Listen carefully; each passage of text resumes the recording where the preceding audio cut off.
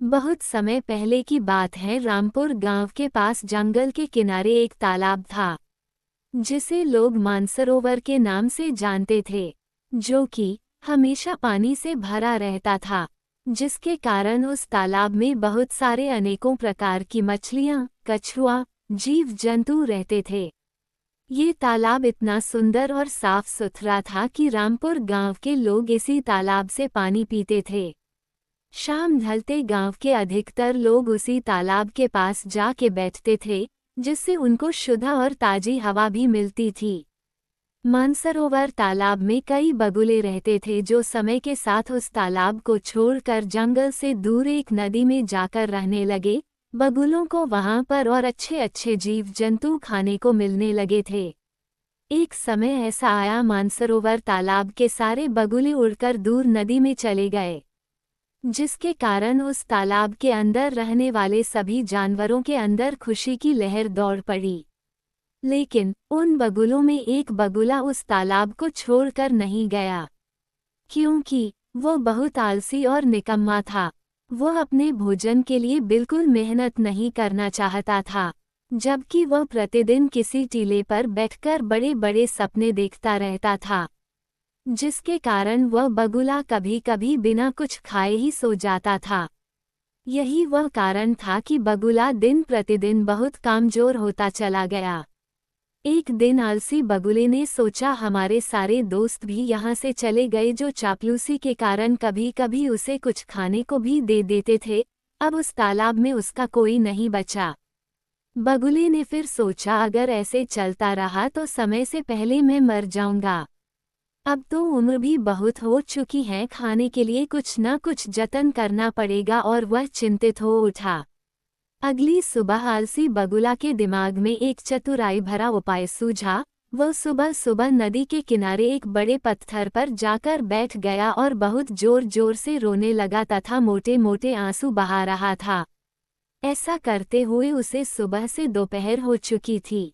तभी उसके पास उस नदी का सबसे बुजुर्ग केकड़ा उसके पास आया और बोला, बगुले दोस्त क्या हुआ, क्यों इतना तेज तेज रो रहे हो? बगुला अंदर से भरे मन से बोला, क्या बताऊं मामा जी, और फिर जोर जोर से रोने लगा। दोबारा केकड़े ने फिर से पूछा, बताओ तो सही। बगुले ने केकड़े से बोला, मामा जी कई दिन पहले मैं पेड़ पर बैठा था, तभी मेरी इस दुनिया के मालिक त्रिलोकीनाथ से मुलाकात हुई। उन्होंने बोला, ये तालाब बहुत जल्द सूख जाएगा, तुम कहीं और चले जाओ।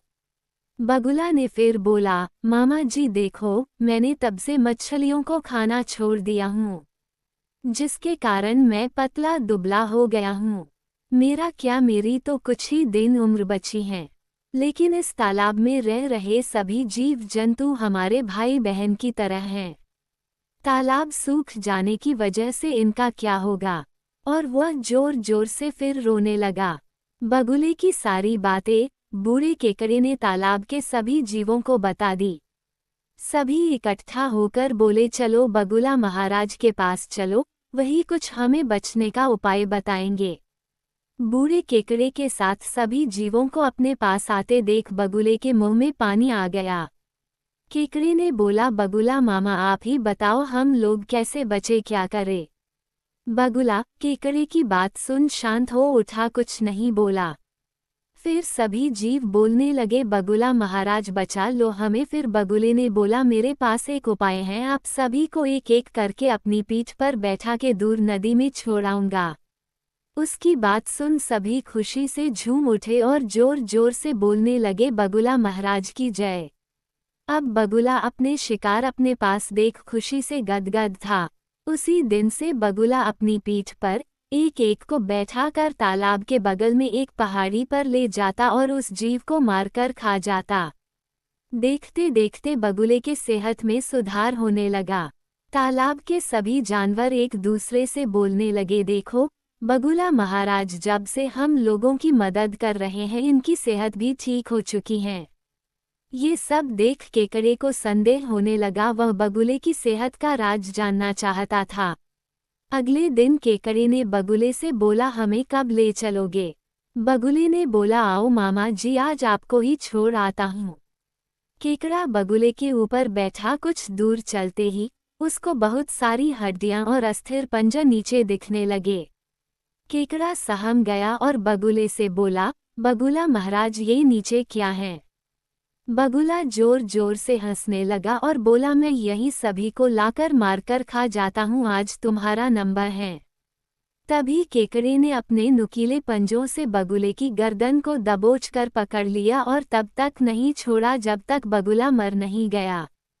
केकड़ा वहां से तेजी से भागते हुए उसी तालाब में आ पहुंचा और सारी बातें सभी को बताई, जिसको सुनकर सभी जीव सन्न हो गए और बोले, हमें बगुले के ऊपर भरोसा नहीं करना चाहिए था।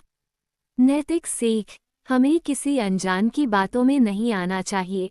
हमेशा अपने आप पर विश्वास रखना चाहिए कि परिस्थितियां चाहे जैसी भी हो, हमें उसका सामना डटकर करना चाहिए।